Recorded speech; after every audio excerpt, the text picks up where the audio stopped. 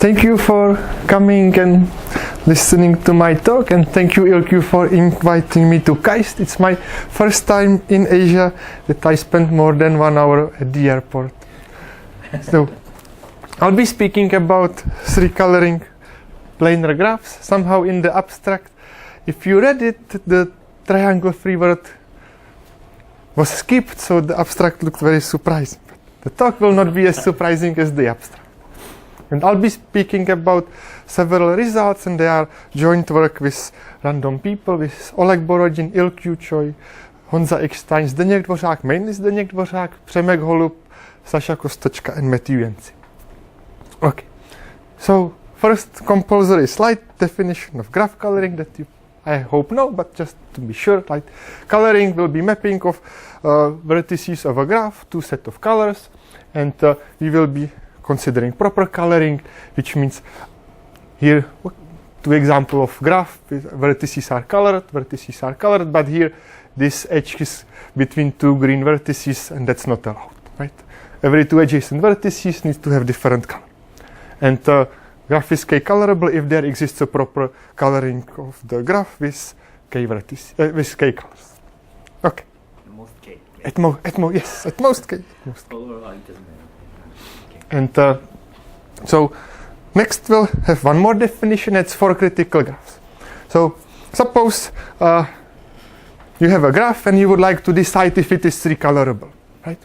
So if it is three-colorable, you can just show here I can color the vertices with three colors, and this is a proof that the graph is three-colorable. So what if the graph is not three-colorable, right? How can you convince somebody that it is not three-colorable? Right? So what we will try to do is, I'll try to motivate definition how to convince somebody graph is not three-colorable, right? Like what's obstacle for three-coloring? So if I have this graph here, then I promise it is not three-colorable. Right? You can ask why it is not three-colorable.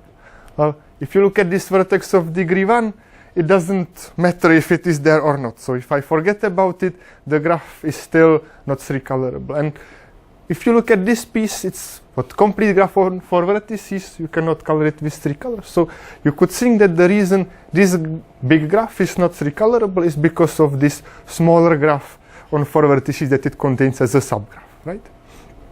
But if you try to remove any edge or vertex from this smaller graph, the chromatic number drops to 3.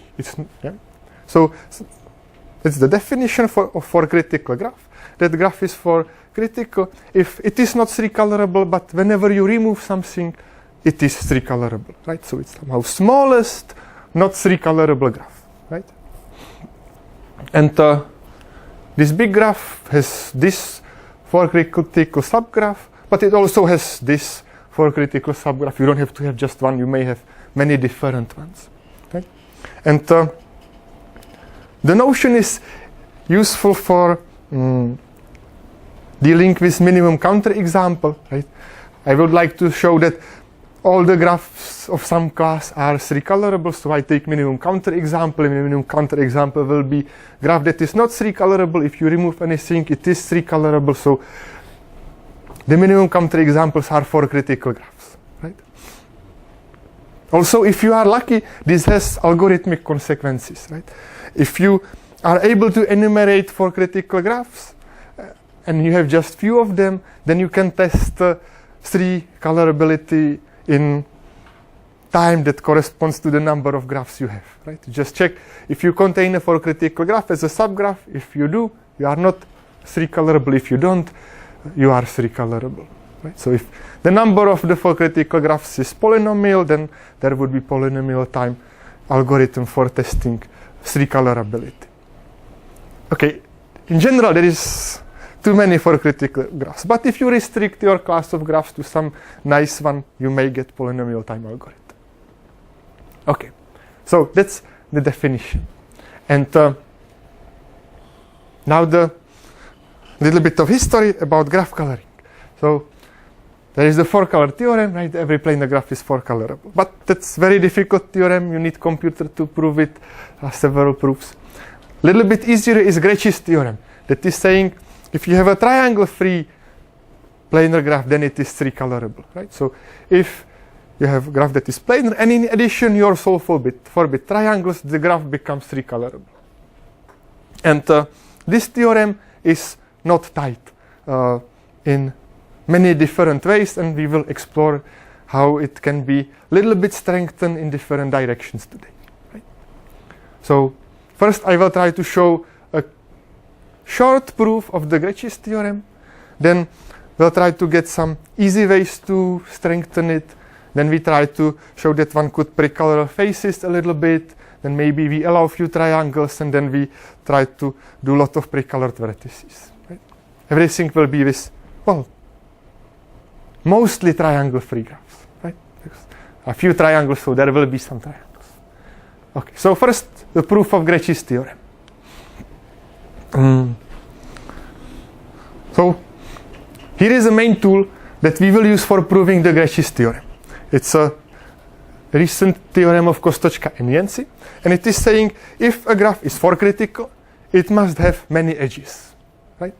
In particular, it is saying if graph is for-critical, then the number of edges is at least 5 times number of vertices minus 2 over 3.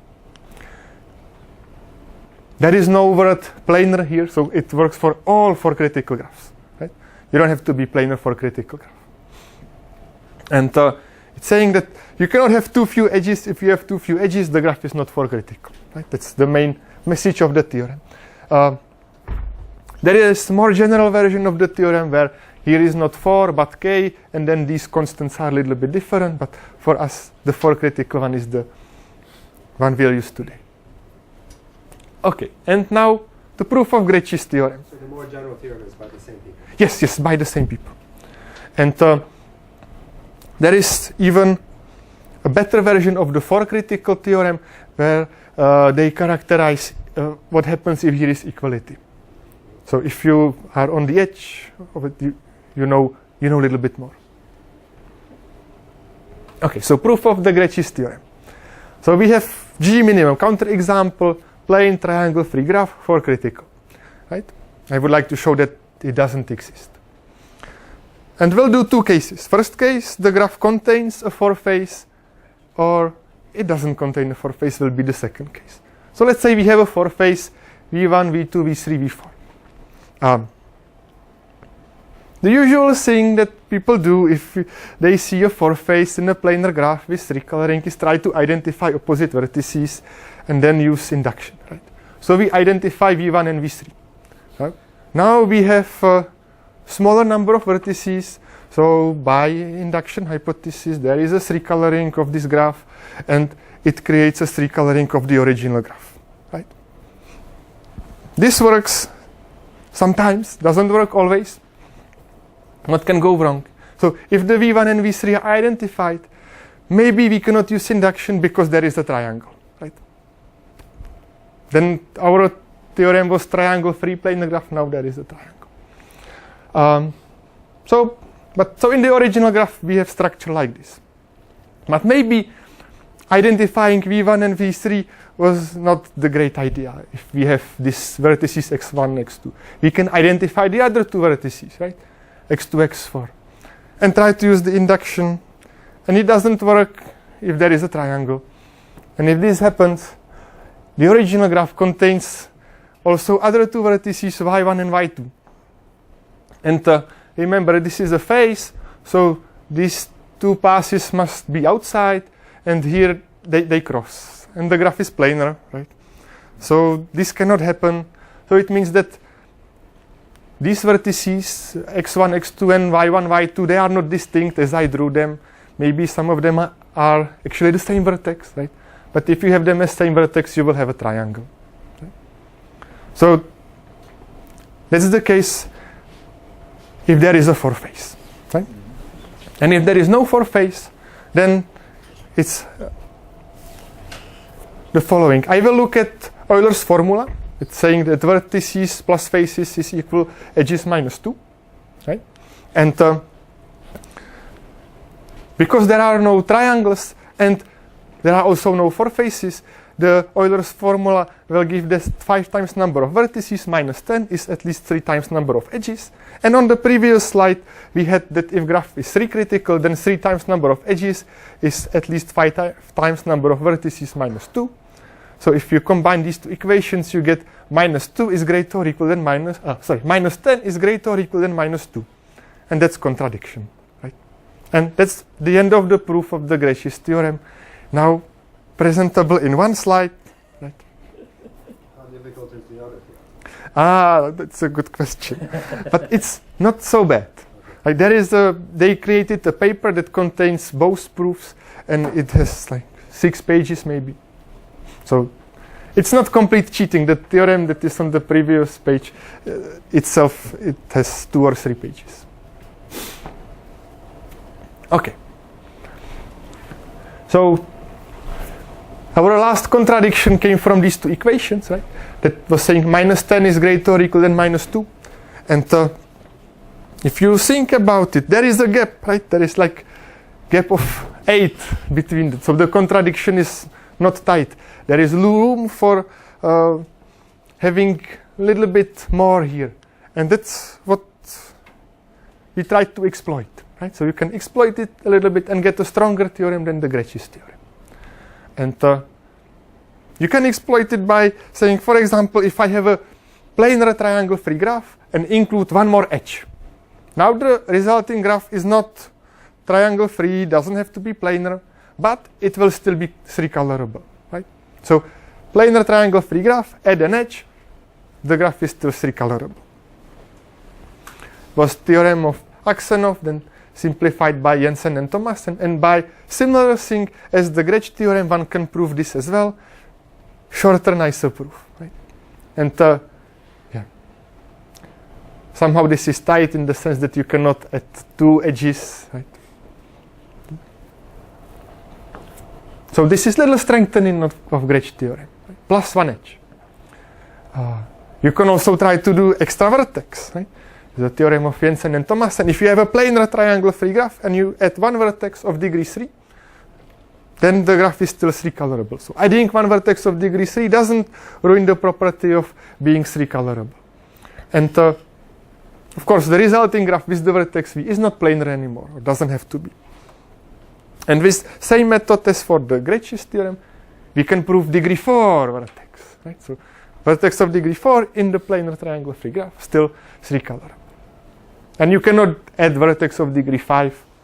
There is counterexample to that, 5 below. Okay. So these 2 look like silly toy theorems, but I'll try to show that they are a little bit useful. Okay.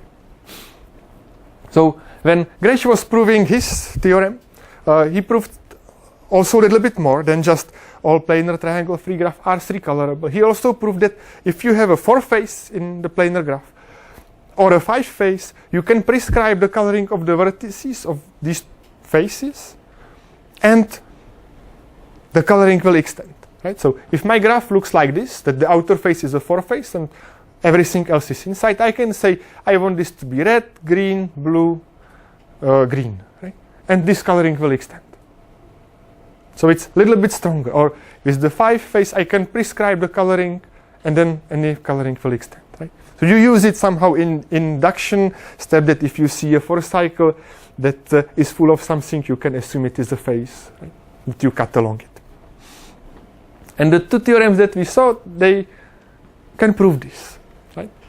So I would like to show that if I have a planar triangle-free graph that has a 4 faces, the outer face, I can pre-color the vertices of the outer face anyhow I like, and the coloring will extend. So suppose that we would like to get coloring 1, 2, 1, 2 on the outer face. So how can we force that? We do it by adding a vertex of degree 4 adjacent to these 4 vertices, right? Now the graph is not triangle-free anymore, but our theorem before was saying if you add the vertex of degree 4, the graph is still 3-colorable. And by permuting the colors, I can assume that the vertex v has color 3, and then the neighbors must be 1, 2, 1, 2. Right? And now I got the coloring of the graph G, where the outer face has colors alternating 1, 2, 1, 2, as I was promising. Right? And now you could finish the other case, right? because I told you the trick. Right? The other one is that you have colors 1, 2, 3. Right? And you just add this extra edge between 2 and 3. So it means these two vertices need to have different color. By permuting the colors, you can say this is 2, 3, so this must be 1, 1. And for 5-phase, it's even easier because 5-phase has just one coloring up to rotation or renaming the color. 1, 2, 3, 2, 3. So we use this case again. We add vertex that is adjacent to the 2, 3, 2, 3. And the only coloring up to permutation of colors is that this get color 1. So this will be 2, 3, 2, 3, and this will have color 1. Okay. So these two extra small theorems, we can prove a precoloring of 4-phase or 5-phase always extends. So you can ask, what about bigger phases? What about bigger phases, right? We saw at most 5 always extends. So if you have a 6-phase, it extends sometimes, but sometimes not. It does not extend if this outer phase is a 6-phase, and the coloring is such that opposite vertices have the same color, or if you go around, it is 1, 2, 3, 1, 2, 3, and every phase inside is a 4-phase. Right? So you can say the graph is a quadrangulation except the outer phase, which is a 6-phase. As proved by Gimbel and Thomassen. And similar lists are known also for bigger C. So if you don't have a 6 cycle but 7 cycle, then there are few exceptions. Everything else is colorable. For 8 cycle, there are several of them. For 9 cycle, there are several of them. For 9 cycle, it joint work with LQ. Right? And several, how many? Or? Well, so how many is infinitely many, but so this is infinitely many graphs, right? Because any quadrangulation here is will give you graph that is not 3-colorable.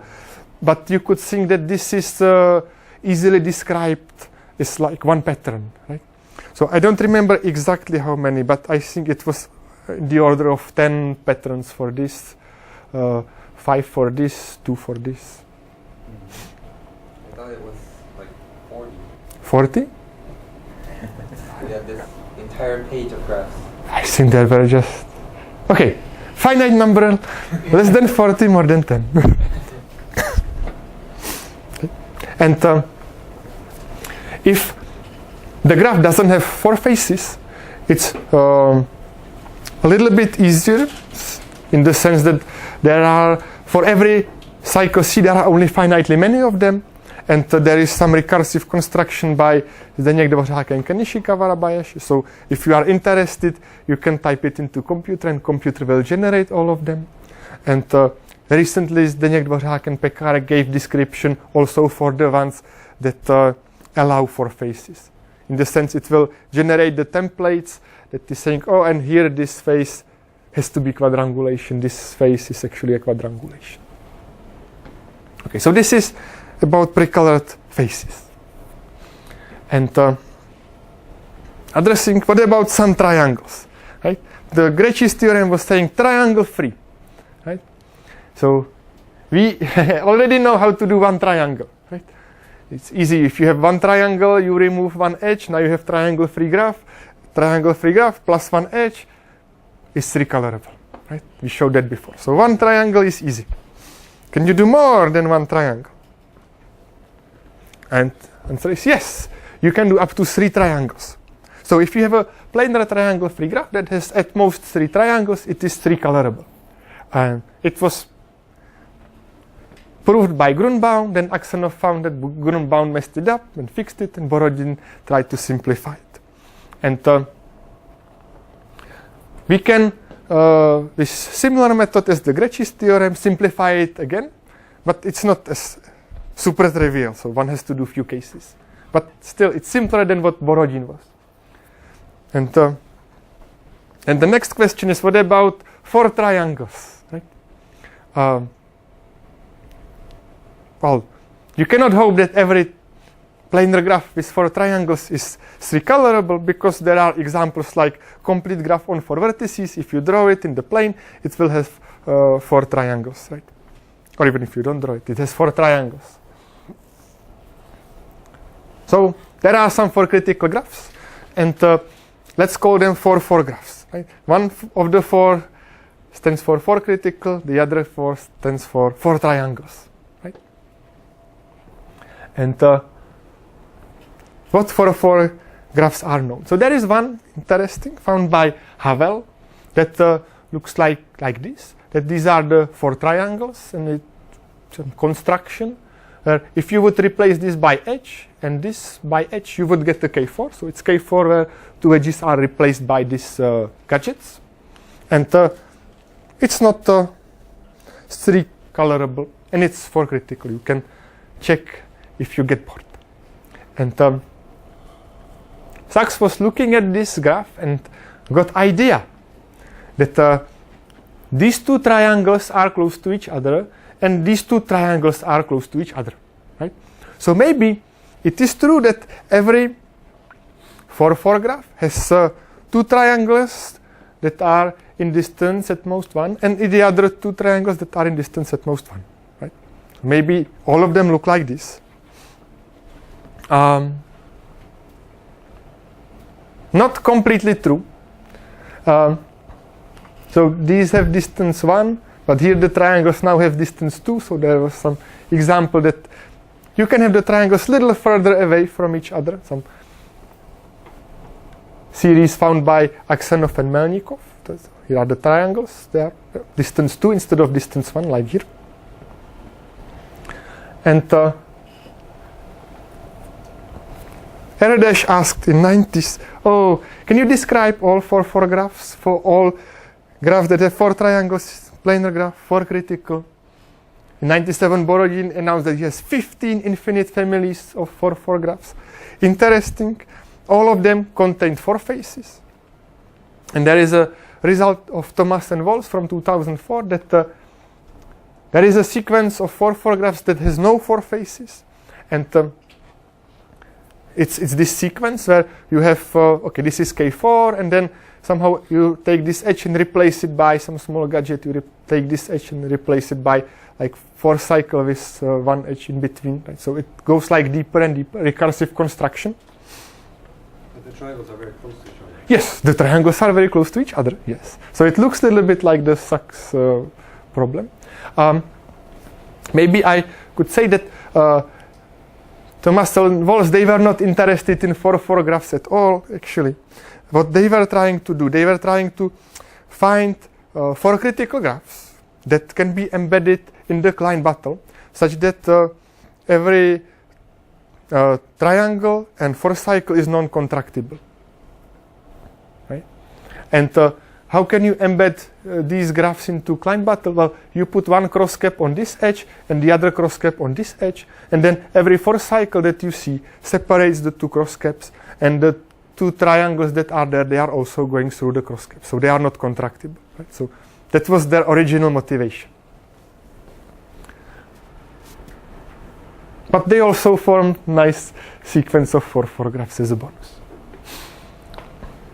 And there are a few more graphs. Okay, this is the K4. This, okay, I have it twice here, but there is this graph, for example, or this graph.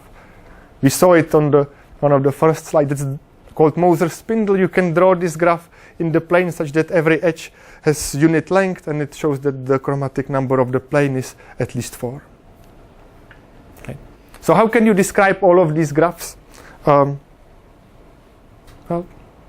there is a description. I'll try to show how one can describe all of them.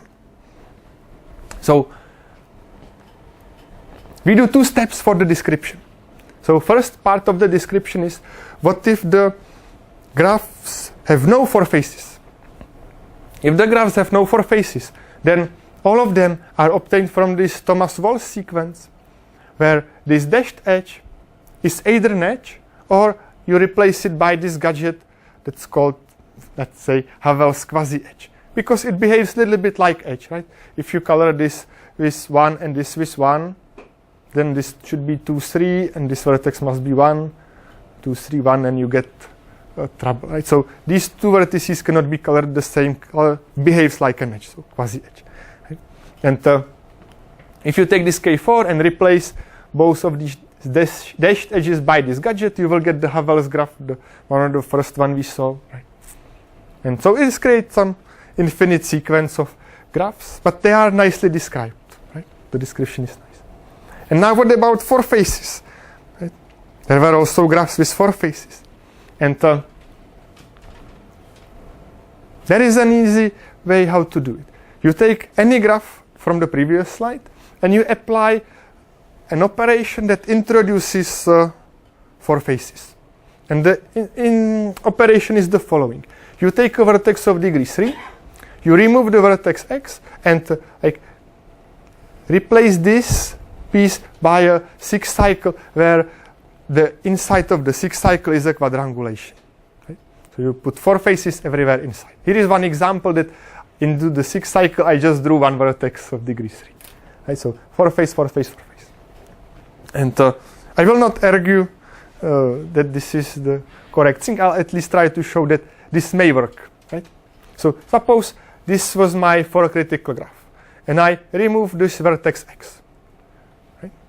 Then if there is the coloring must look like 1, 2, 3. Right? All these neighbors of vertex x must have different color, because if there was a coloring where 2 of them were same, I could extend the coloring to x. So here when I replace the vertex x by the 6th cycle, it looks like this. Right? And notice the vertices on the outside, they always have 2 neighbors that have distinct colors, so the coloring on them is unique. Right? And now I have coloring of the 6th cycle 1, 2, 3, 1, 2, 3, and here inside this vertex is adjacent to 3 different ones. And if you look here, it is 1, 2, 3, 1, 2, 3. What is it? A 6th cycle that has pre-coloring 1, 2, 3, 1, 2, 3, and inside is a quadrangulation, so the coloring doesn't extend. Right? It was one of the theorems that I was showing before, that if you have a 6th cycle, then the only coloring that doesn't extend is if you have opposite vertices with the same color and inside is a quadrangulation. Okay, so that's what happens with the 4 triangles. And if we revisit the problem of Sachs, it was asking, well, the distance between the triangles is at most 1. It was almost true, right? Because our description is saying the distance between the triangles is at most 2 instead of less than 2, right? So the problem was almost correct, right? So we are saying the triangles, the 2 pairs of triangles must be close to each other, right? So what can you ask next? If we know that the triangles must be close to each other, well, what if they are far from each other, right? The conjecture of Havel that there exists some constant d such that if you have a planar graph and the distance between every 2 triangles is at least d, then the graph is recolorable, right?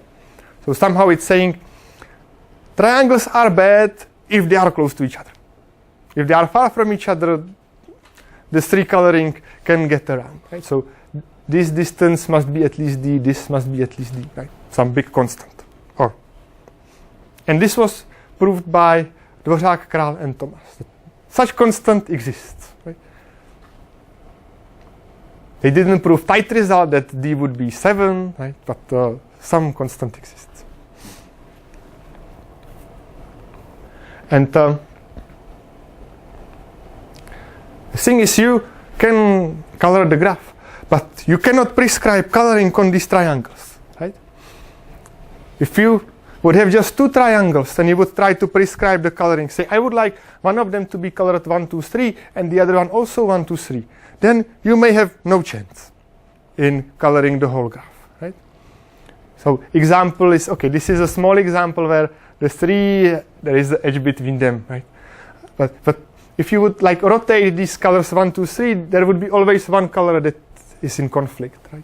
Or here I put little bit more between, okay, I put 1 triangle there, so you may say I'm cheating, but right? So this 1, 2, this would create color 3 here, this 1, 2 would create color 3 here, and you get the edge where both ends are colored with 3.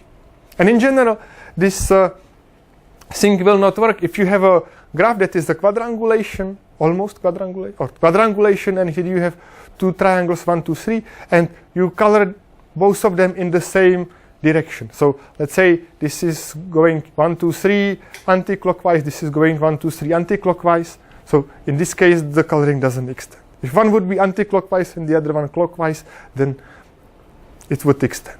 And there is some binding number argument. Right? So I was trying to say that you cannot pre-color the triangles. But if you don't have, if you don't have four faces, like the previous picture, it contains many four faces, right? It's quadrangulation. But if you don't have four faces, if you have a girth 5, then you can extend any coloring if it extends far enough, right? So here I have a graph G, and S is a set of vertices that I pre-color. I fixed coloring on the vertices S. And I would like to know, is it true that I can extend the coloring of these vertices to everything, to the rest of the graph? And the answer is yes, if you can extend it a little bit. Right? If you can extend it to distance d times size of S, then you can extend it everywhere. Right? So somehow it's saying that if the graph is not 3-colorable and preserving the coloring of S, then it fails for some local reason. Right? If you can extend far enough, you can extend everywhere. Right? But girth 5. And girth 5 is needed because the picture is the quadrangulation, or the Thomas-Walsh sequence, the two triangles can be far from each other. Right?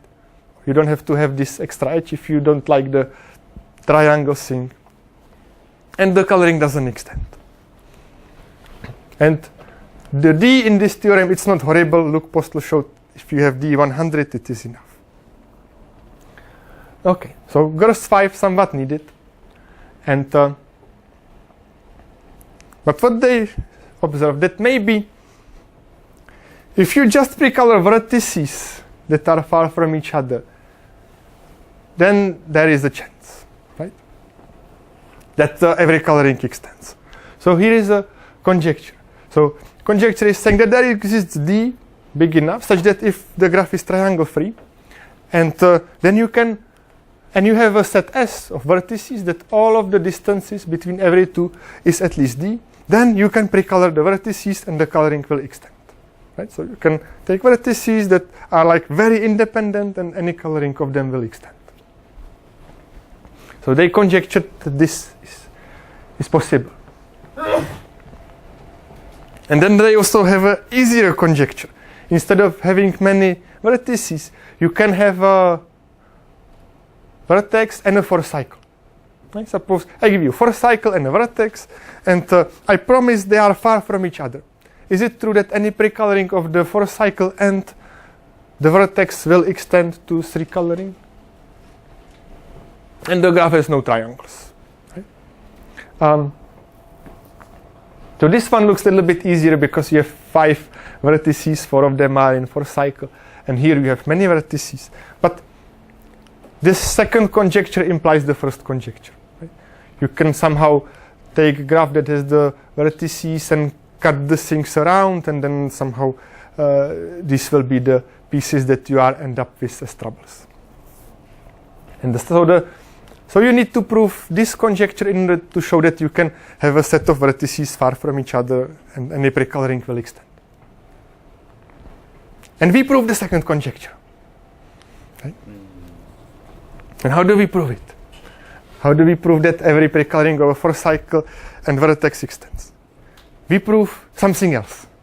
We prove that if you have 2 4-cycles, then the coloring extends unless there is some good description of obstacles where it does not extend, and none of these obstacles can be of this form. Right? So if I have a graph that has a 4-face and vertex, I can just add another 4-face here with vertices of degree 2, right? And in this our characterization, each of the 4 faces will have at least 2 vertices of degree at least 3. So if the coloring doesn't extend. So this one will always extend. Okay, so our problem, planar triangle-free graph, 2 4 faces far from each other, and we would like to show that the coloring always extends or that the graph has a nice structure. Right? And before doing that, we need to generalize a little bit the notion of critical graph. Right? Now we will have a graph that is, we call it as critical, that has some vertices that are precolored, and I would like to say something like criticality, right? And here is what will be happening. So I have S precolored vertices and G will be graph. And I say that G is S critical for 3 coloring. So if every time I take a proper subgraph, the number of, or the set of colorings of S that extend increases, right? Or in other words, every time I remove something, there will be new precoloring of the outside that extends, but didn't extend originally, right? So let's try slowly. So I have a S that will be the 5 face, and H will be a proper subgraph. Let's say I remove this edge, that's my proper subgraph. And I need to find a 3 coloring of the set S such that it extends to the graph H but does not extend to the graph G. Right? So for example, this will be the 3 coloring. So it extends to the graph H and extends that this must be red and this must be red. And this clearly does not extend to the graph G. Right? So you could think that this edge in the graph G was blocking this coloring of the outer face. Right? Somehow everything that is in this graph inside, if it is a critical graph, is blocking some colorings of the outer face. Right? So everything is important in this sense. Right? And this generalizes the definition of critical graphs by saying that empty set critical graph is for critical graph. For this definition, right? Because it is saying coloring of S, which is nothing. If I remove something, will extend to a 3 coloring, but if I don't remove anything, it doesn't extend to a 3 coloring. Right? Okay, so as critical graph, and we will try to say what are critical graphs for the 2 4 faces. Right? So which means that there exists some coloring that doesn't extend, and if you remove something, some coloring might extend. And the theorem is saying that if the distance between 2 4 faces is at least d, then the coloring does not extend only if you have the Thomas-Walsh sequence and maybe you add extra 2 vertices on the outside or extra 2 vertices on the inside. Or it is a quadrangulation, so these were triangles, and I subdivide one of the edges, right? So I get around the thing that now they are 4 faces, right? If D is short, there might be some small, there might be some other examples, but if D is big, these are the only 2 sequences, right? And we saw both of them before, right? Okay. And notice that here each of the 4 faces have at least 2 vertices that have neighbors. So the theorem where you have a 4 face and a vertex, it will never fall into this category, and it doesn't also fall into this category, but I don't have a nice picture now. Okay, so maybe few words how to prove things like that.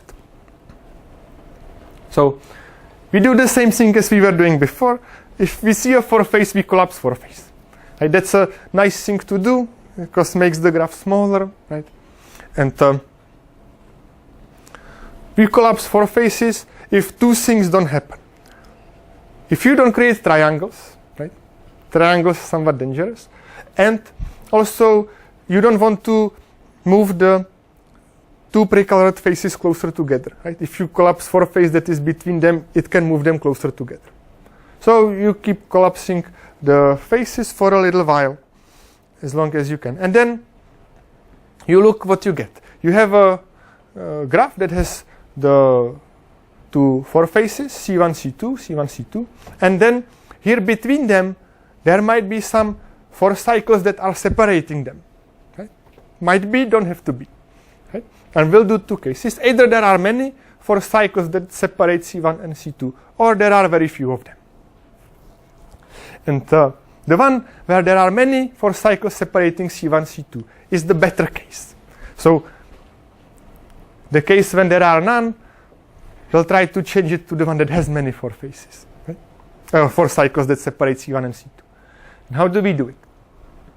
So these are the 2 faces that we are trying to pre-color, and they are far from each other. And one could argue and show that eventually there must be a big grid, big square grid between the 2 4 faces somewhere. Right? Big enough square grid.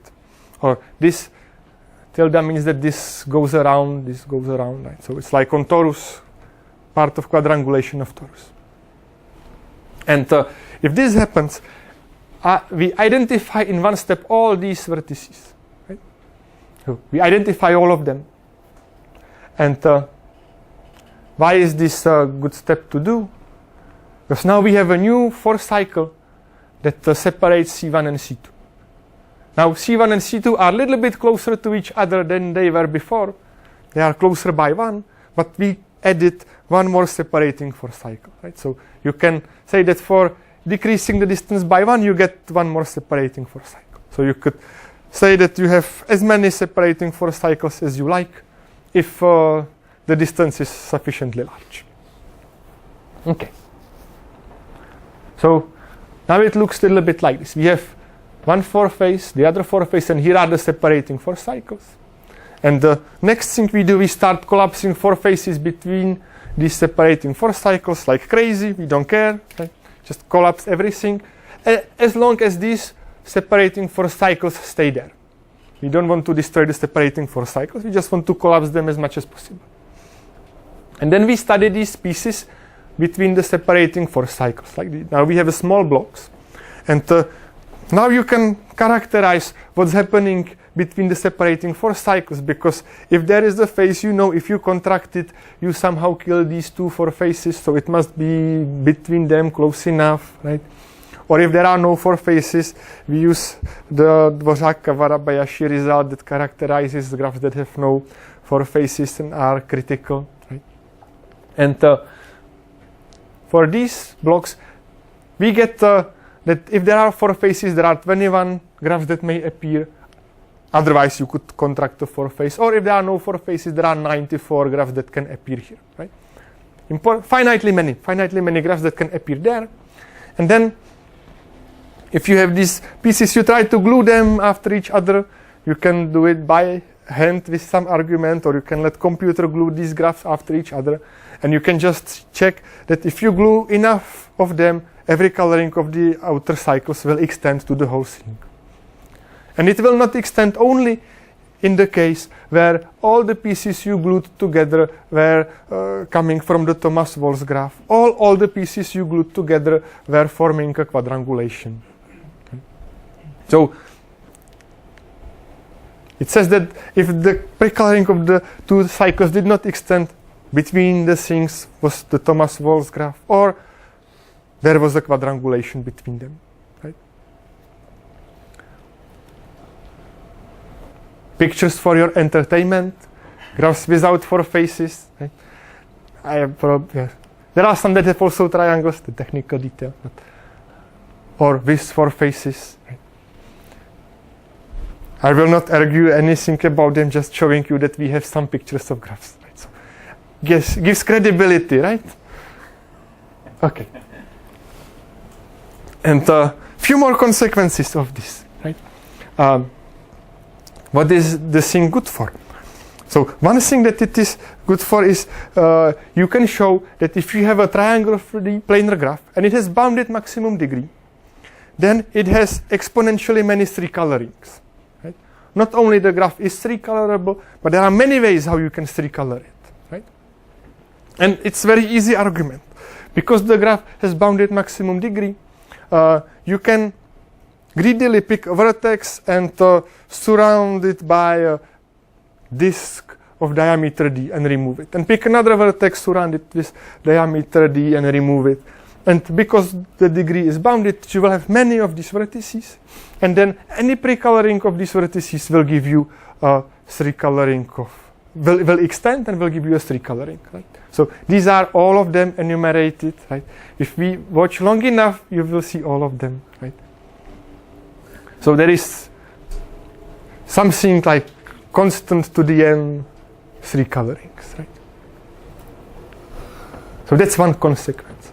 And another thing that it does is, or it can do is, what if you have a graph that contains one triangle and you would like to pre-color outer face, right?